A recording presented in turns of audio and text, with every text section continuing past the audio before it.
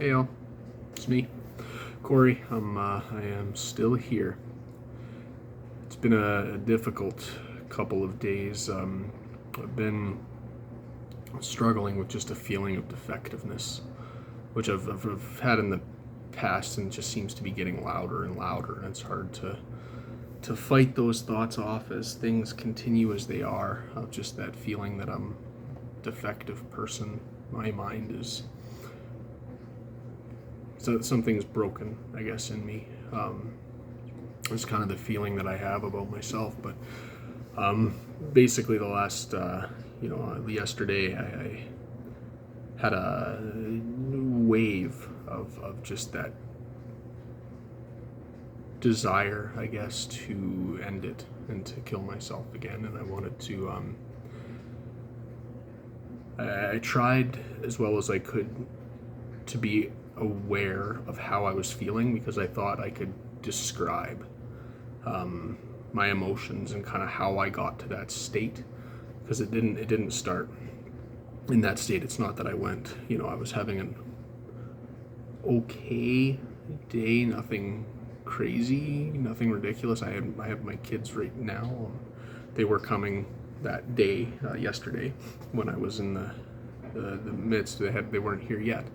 And so, anyway, I didn't go from 0 to 100. Basically, it kind of feels like a cycle, where I start to think about the situation and just the helplessness of it. And I just, there's this feeling that I have, and I kind of wrote it down. I'm stuck on the ground, and I'm failing there. I'm sitting there failing. I'm watching myself fail, but it's the only option that's there. It's not the only option that I see necessarily, though it might be, but it's actually it's ingrained in me, this feeling that it's the only option that's there, is just watching myself fail. And so I'm stuck on the ground. I'm not knowing where to go, what to do. I can't get up. There isn't anyone that can come through for me in this. And that's the feeling that starts it. I start to think about the situation that I'm in. I start to think about just who I am right now and the memories, and just this feeling just starts, and I start to get angry at the whole situation and just everything that's transpiring. And it just, I don't know, it gets louder and louder. It's this feeling of hopelessness. And it's almost like an increasing headache or a migraine, where this feeling, it starts low. Think of it as like a music at low volume. It starts low and then it just keeps getting louder and louder. But it's not necessarily just the thoughts, though. The thoughts do seem to get louder and louder and harder and harder to silence them or quiet them or give them up or whatever it may be that I try and do with them. It's more than that. It's also the feeling itself. The feeling itself just builds and builds and builds, and it's like I don't know what to do, and I can't. I feel like I can't do anything about it, and it just keeps coming louder and louder until my mind is just screaming, and this emotion is screaming. And it's like if you ever get in a heated moment or a moment of anger. I know when I'm in a moment of anger, it's like I can feel my heart beating in my head. It's like it's just like it's pounding in my head. I can feel my face getting redder and redder, and that I can just it's heating up, and it's building. But it's not necessarily an anger toward anyone or towards a situation, but it's that feeling. It's that feeling of building up in my head, and it's this emotion of hopelessness that's just taking over. And I guess after I hit that state, I just break. I break to the point where that's exactly where I feel, where everything is just, it's a scream in my head and a scream of this emotion where all I want to do is hit myself, honestly. As weird and as stupid as that may sound, it's like I feel like that's the only way out. It's just I need to, it's like a release. Like it's like now I got something that I deserved at that moment, whether or not it was true or not. I thankfully I didn't. I think my kids coming was a significant deterrent on that I didn't do anything, that I didn't hit myself. But I definitely really, really wanted to. And I really started to have that, again, that thought of just wanting to end the pain. And that's what it was. Again, it's not that I want to just end my life. It's not that I want to stop living. It's just that I want this pain to end, this hopelessness. And for my mind, this is why I feel defective, is because I can't seem to quiet those thoughts when they come. And I fight them and I fight them and I fight them, but eventually they win. And it's like, I don't know how to move on. And then that's when the beyond that hopeless, it's not that it's screaming anymore. It's that it's taken all of my energy of joy and fight to live out. And then it's like a humming tone of just there in the background while I'm just a puddle and a mess. And that's when I feel suicidal. That's when I feel like I need to fight even more these thoughts of wanting, thinking of what I can do to end it and if it's worth it. And I try and debate myself in my head of if it's worth it. That's when that feeling comes on. It's when this hopelessness of this numbed state comes, where it's the only way I can see, because again, I'm sitting on the ground in my head. I'm failing. I can't get up, and there's nothing I can do. I can't talk to anybody. I can't change the situation. It's completely out of everything, and all I have to do is sit and wait and hope. And it's hope that just keeps fading and fading, and it's horrible. And I want to keep holding on to it, but it's so hard. It's so hard.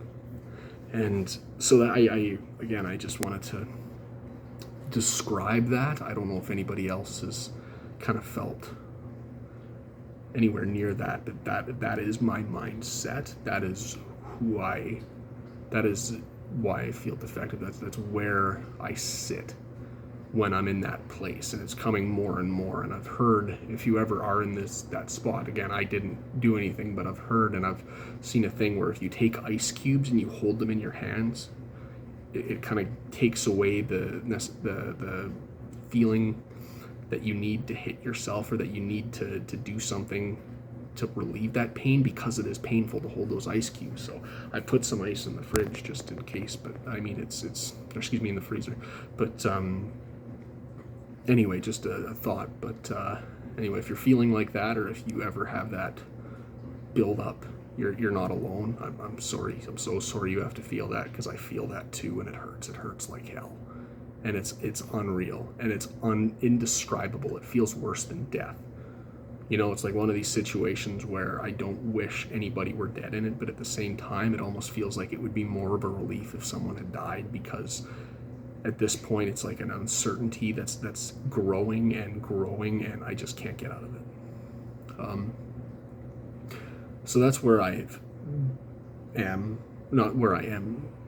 I'm feeling better, but it's also really hard with my kids right now. I love them dearly, but please don't judge me for this, but it's really hard to spend time with them, because it's just a reminder that it's just me, and that we're not this family like we were.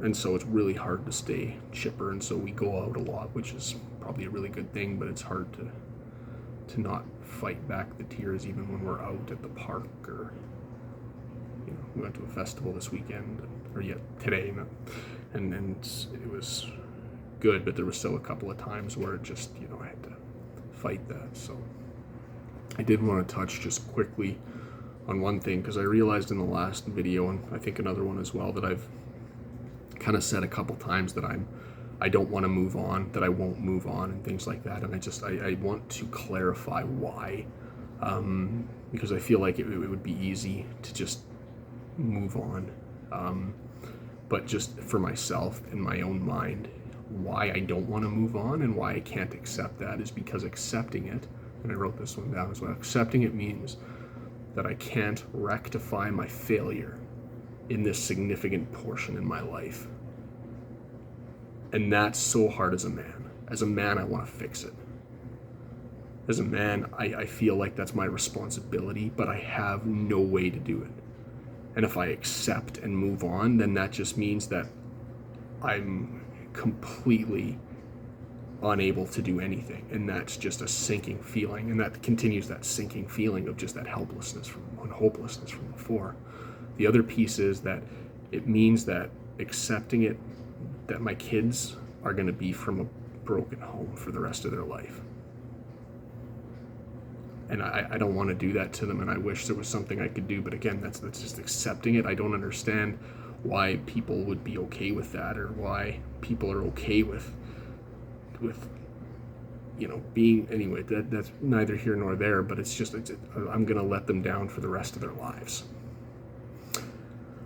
And it means that I have to have this pain in some way for the rest of my life, and the knowledge that I couldn't do anything. And that, again, relates to kind of the first one, but it's just this pain that will always be some important part of me, and maybe that's something I need to work through, and it'll eventually go away. But and I think I want to mention one other one, and this one is probably the most important one, and I truly thought about this, I've prayed about this for a long time now, and it's just, quite honestly, my wife is not a woman that deserves to be given up on, period. She's worth fighting for to the last second. It's the only way I see her. It's the only way I've seen her. I think God has given me a gift in being able to see her in even a small glimpse of how he sees her, how he sees us.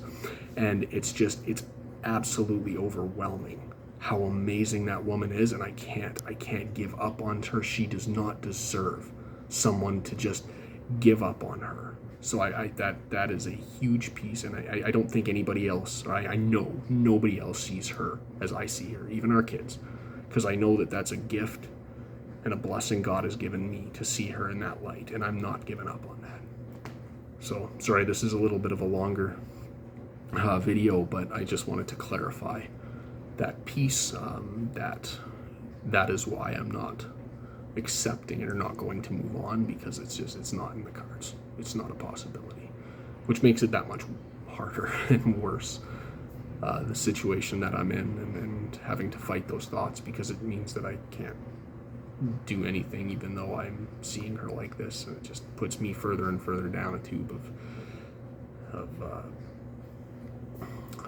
defectiveness, I guess. But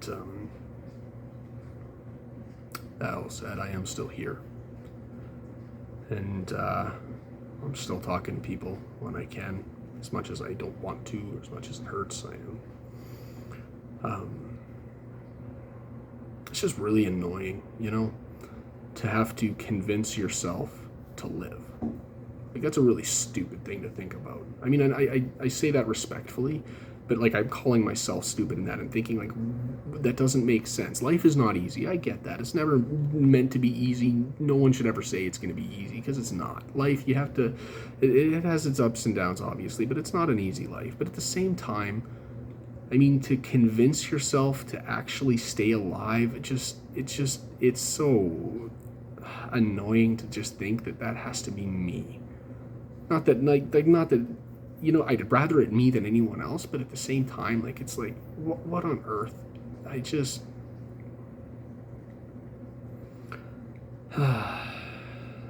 a brokenness, but yeah, that's it for today. Thanks for watching.